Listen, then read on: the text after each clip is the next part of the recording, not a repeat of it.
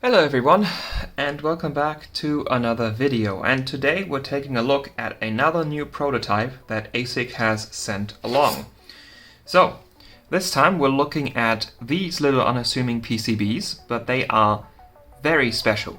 So, these are named the E-Power B4UD2H, and the B4 part might indicate that this is an upgraded version of the B3 E-Power. And in a way that is sort of true, like he mentioned how the way the phases are laid out is like how he plans to do it for the B4 E-Power.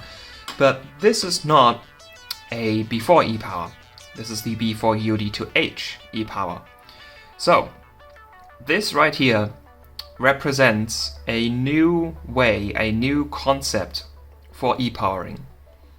Because in the past, e-powering has always worked in one very specific way. So right here we have a fully assembled, this is a B2 e-power, and this is what they would look like. You would have a VRM, you would have an output that you can solder to, and you would have control circuitry on the board itself. So basically the entire e-power board is just a VRM that you can solder to whatever you want and power with it. That is just how an e-power works. So if you have a graphics card or a motherboard that has a broken VRM or a VRM that is not strong enough, you can get one of these and fix that, and now you have a VRM that is strong enough to overclock whatever you want. But there is an issue with this. Because this entirely replaces the VRM on whatever you want to e-power, you can run into issues. Now, usually this is not a massive problem, especially on older hardware where e-powers are more popular. This is usually not too big of an issue. Like you replace the stock VRM, but like those old parts, they don't really, check anything. They just assume everything works correctly. Especially modern NVIDIA cards still work like this. They are analog, they're not digital. So like the card just sends signals to the controller and then assumes the controller does what it's supposed to. So it's very easy to bypass certain things on even modern NVIDIA cards still.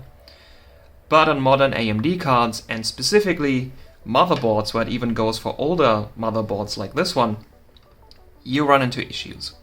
And you may have already guessed the reason why it's named the B4UD2H is, of course, because this is the H55M UD2H. So this e-power board was specifically designed for this motherboard, because, well, it's a good test bed to test all of this out. So, this is the motherboard that we use for our Clarkdale overclocking competition, and it's a pretty good board. Like, it's very decent at FSB clocking, it's pretty cheap and easy to find. I haven't run into any RAM limits board side, it's always been the CPU.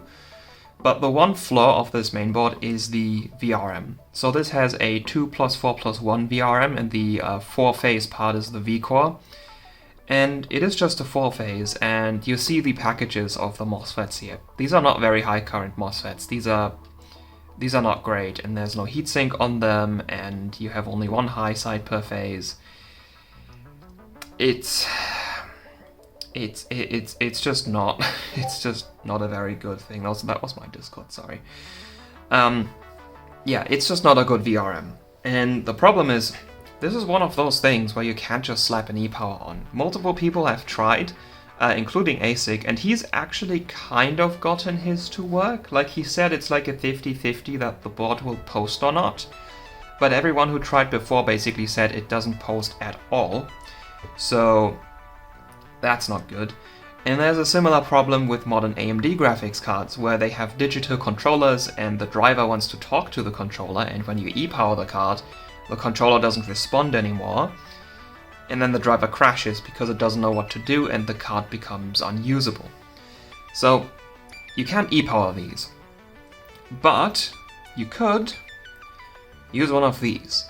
So this is the new concept we're talking about, and if you look at the PCBs of these two, well, okay, the first difference is it's a 4-phase, not a 6-phase, that's because the board here is a 4-phase, but you also see how the PCB is a lot smaller and there's a distinct lack of any control circuitry. Because that's the idea that ASIC had here. So, we can't e-power this because the board needs the stock VRM control circuitry to work, because it's used in the posting process or something. Like, the VRM needs to keep working as intended. Like, we can't change that, this will cause problems. But what we can do, technically, is replace the components which don't have any logic involved with them, components like the inductors or the MOSFETs, which are just fancy switches. It doesn't really matter which MOSFET you have, it just matters that like the MOSFET works. We can also change capacitors, because they're also entirely passive components.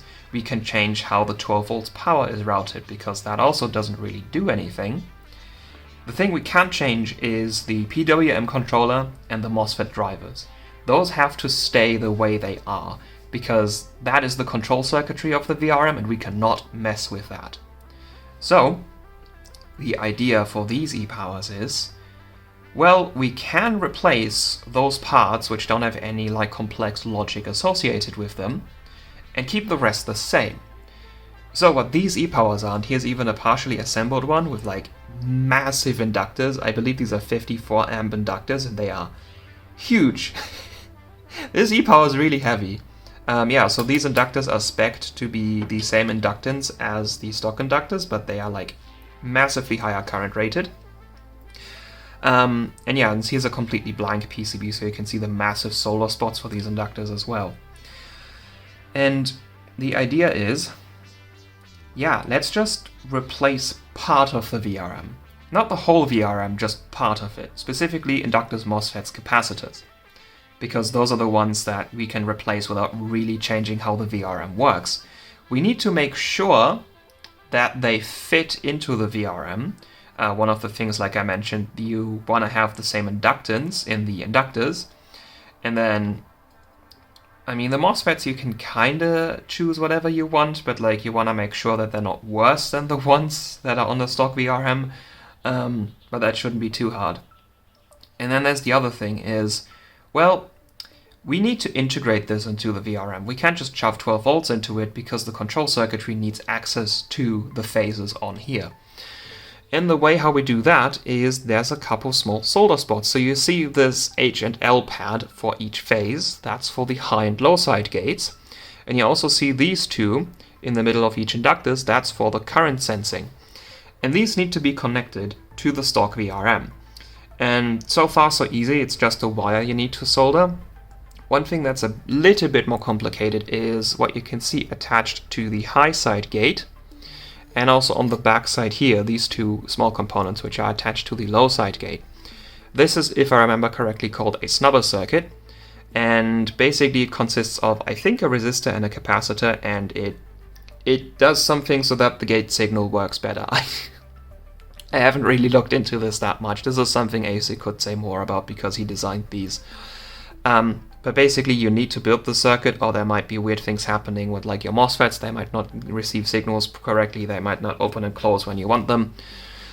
So that needs to be built up. Now you could just steal the components of the stock VRM and solder them on here, which is like what's kind of meant to be done here on this PCB.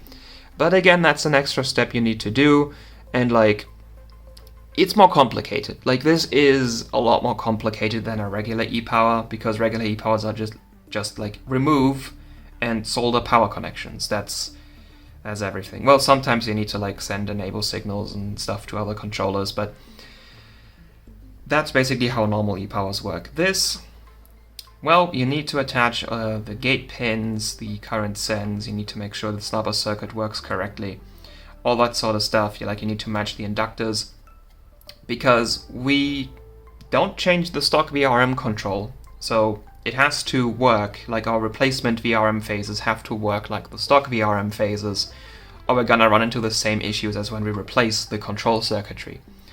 So there's more effort involved in these, but you get to e-power this. Like, you get to e-power this, which you just can't e-power in the traditional way. And this, I believe, is like the main point of this project and why I think this is so cool. Because this old motherboard isn't the only thing you could e-power with this. So, Before we continue, I'd like to thank my sponsor, PCBWay. If you are working on a project of your own that requires parts that would be hard to make yourself, or just generally parts at a much higher quality standard, you can go to PCBWay's website and order anything from PCB prototypes, assemblies, CNC parts, 3D printed parts, as well as stencils or even flexible circuit boards. The ordering process is simple. You just upload your files, tell them some stuff that you need, and you'll quickly receive a quote, which once accepted, will mean that your part can get shipped out within as fast as 24 hours. And if you have any questions or require further help, they even have a live chat service that stands ready for you. So if you need some custom-made project parts, don't delay, go to PCBWay today. Let's take a look at the next thing. This right here is an RX 470. This is specifically a mining card. You can see there's no display outs on here. And yes, this HDMI is not a display output. This is just a way for the I/O shield to screw on. I checked, this is not connected.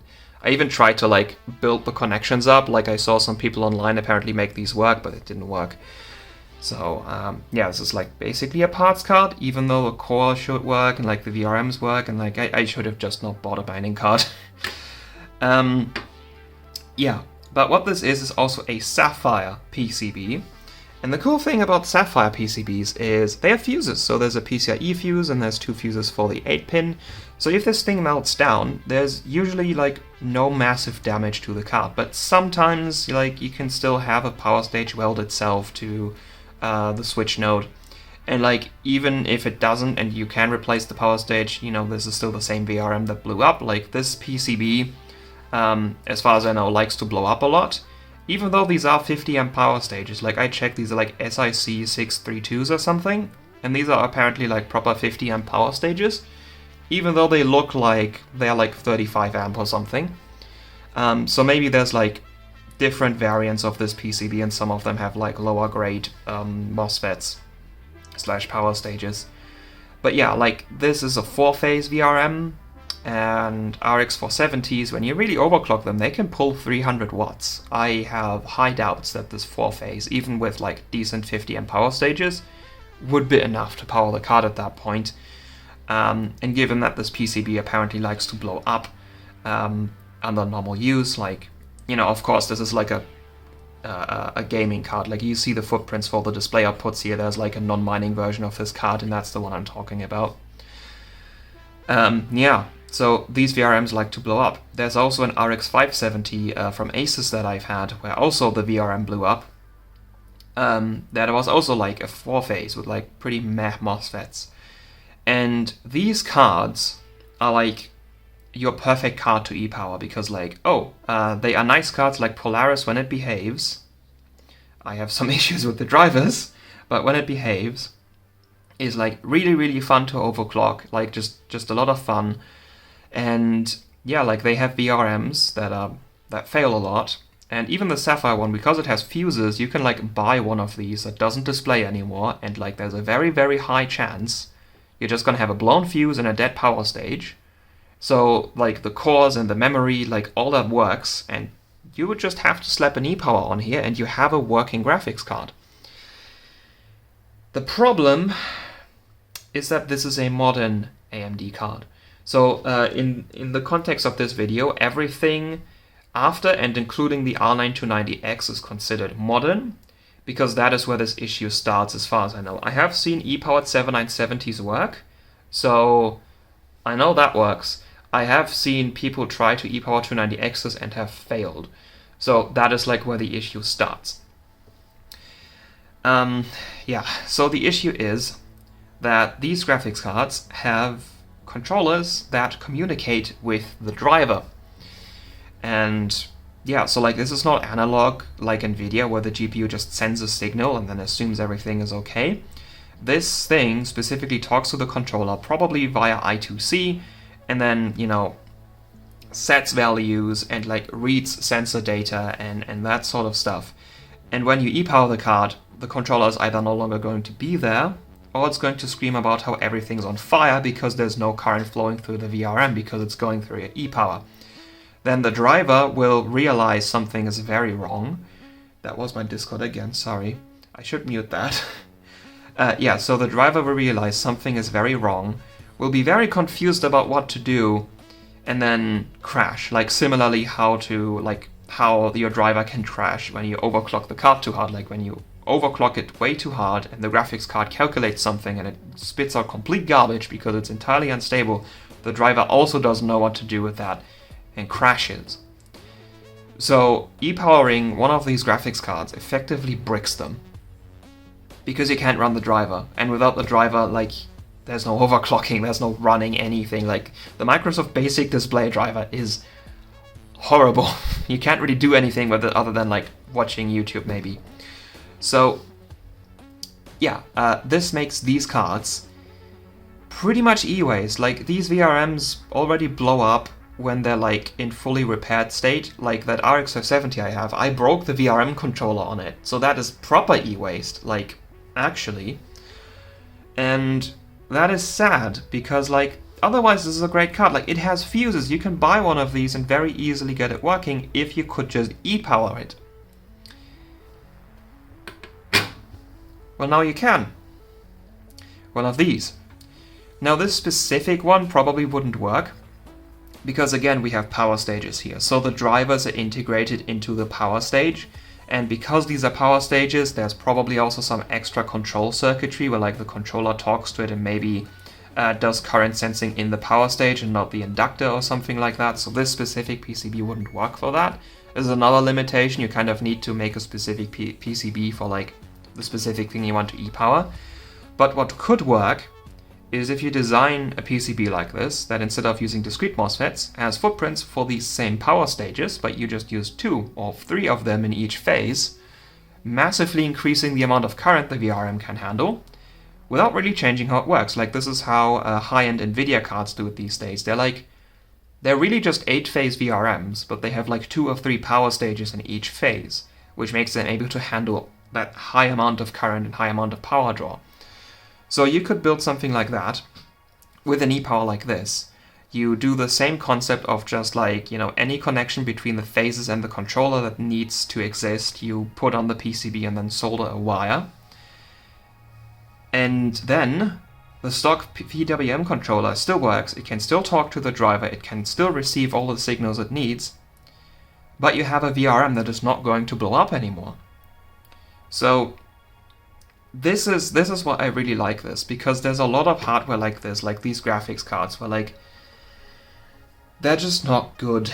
Like, the stock VRM on a good day can still explode, and like even if you don't want to overclock, they're kind of e-waste because of that. And I don't like e-waste. You know, the hardware on this is perfectly functional, it's just that the thing likes to blow up. So having an e-power like this, it's not just cool in my mind. Like, this is actively helping, you know, environment and everything. Like, there's less e-waste. This can turn a completely useless card into something that you can't just have fun with overclocking, can turn into a graphics card that works, that you can run. Like, I've seen people run e-power card as daily, like, that exists. And I would consider doing it myself if I can, like my 2080 Ti is like 7 years old now. It could drop dead any day, and I'm not gonna buy like a 40 or 50 series. I'm just gonna like look for like, I don't know, a 3090 that has a blown power stage. Okay, 3090s are kind of hard to e-power because they have the dual-sided VRM, and you would need one hell of an e-power. But like, I could buy one of those, e-power it. I would daily that. Like, I would be fine with dailying that. Yeah. But that's essentially what I want to say. Like, this e-power concept is extremely cool, and I hope ASIC can get a working demo of this running soon. Like, there's a sampled one. He has, like, I think 2 more of these, and he wants to use one of these specifically on, like, you know, a UD2H, because that's what they're made for. I don't know how much spare time he has currently, I don't know, like, when he'll be done with this, but, like, I know that that's the plan, and I hope he'll get it working soon, because that would be really cool. Like, that would be so cool, because if that works, then that means the concept is proven that it works. And that opens the door to so many things. Like like, you know, graphics cards like this, or R9 290Xs. Like, R9 290Xs have the same problem. They have, like, there's a lot of models that have VRMs that blow up. I have 2 of them. I have an R9 290X, where it has a 6-phase with 60 amp, like, really decent 60 amp power stages, like IR 3550s or 3555s. One of them blew up, and blew up so hard, because Asus doesn't use fuses like Sapphire, that there was a hole in the PCB. And everything was short circuit, and the only way to remove that short circuit is to drill it out with a Dremel, and now there's a hole in the PCB. You can look through it. And yeah, now the card runs on the remaining 5 phases, which, like, considering the 6th phase already blew up, the card is probably not gonna last very long if you push it. And this concept enables you to fix cards like that. You could, like, build a 6-phase that has 2 IR 3555s per phase. And that would make it as strong as an E-Power5 from EVGA, because that has a 12-phase V-core, also with, like, IR 3555s, I think. And, like, that thing can handle, like, an overclocked 980 Ti on LN2, which is, like, over a kilowatt of power.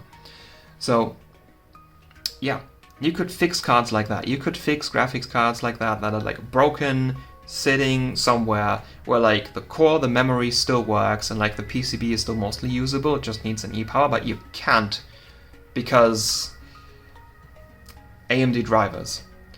So that's why I like this concept. I really, really like this concept that it enables you to E-Power, like, essentially anything. Like, as long as it has a PWM controller, you can E-Power it. And that's the cool thing. That's what I really love about it. So, yeah, obviously I have these PCBs, like 1 pre-assembled and 2 completely blank. And I do eventually want to use these, of course. Like, I was thinking about, like, maybe like a GTX 260 or something like that. Like, something that would run on a 4-phase okay. Like, not something that would really need an E-Power, or, like, I don't even want to specifically, like, maybe put, like, super powerful MOSFETs here. I just want to prove that it works. Like how ASIC's planning to do it with a motherboard, I want to do it with a graphics card. Like, I want to show that this works. And yeah, like, I currently don't have a lot of time. There's exams happening and other things I need to do. So this will probably take a longer time, but I have these now, and I can try on, like, something where this PCB will work. So, like, probably like an older card that has a discrete MOSFET VRM already. And yeah, I'll surely make a video about that when that happens. And until then, I hope you find this as exciting as I do. And until next time, goodbye.